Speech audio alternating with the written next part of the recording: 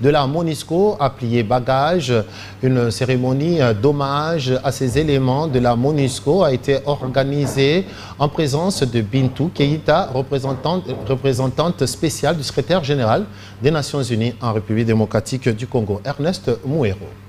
C'est à travers une cérémonie riche en démonstrations et présidée par la représentante du secrétaire général de l'ONU en RDC, Madame Bintou Keïta, en présence du gouverneur ad intérim du Sud Kivu, l'ambassadeur de la Chine, le délégué du gouvernement central, d'autres personnalités de la MONUSCO, les élèves de Moudaka et étudiants, que les cérémonies de revoir au contingent chinois ont été organisées à Amsar. Ce départ signifie que les différents partis ont toute la confiance dans un avenir pacifique du Sud Kivu et que la contribution des casques bleus chinoises à cet égard est pleinement reconnue et je ne peux que m'en féliciter. Des réalisations non négligeables inscrites à l'air actif, l'achèvement de plus de 500 projets d'ingénierie, la réparation de 1800 km de routes, la réhabilitation de 80 ponts et la construction de 20 héliports sont inscrits en lettres d'or à l'actif des casques bleus chinois. Je saisis cette occasion pour exprimer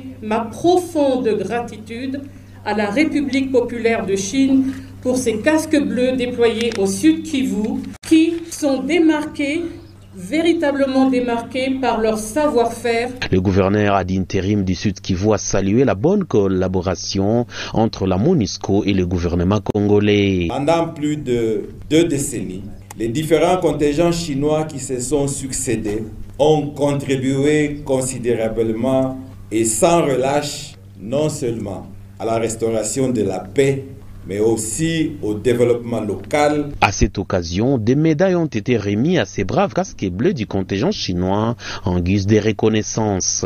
La cérémonie a été ponctuée par différents spectacles et démonstrations, plongeant les participants dans une ambiance peinte de la culture chinoise.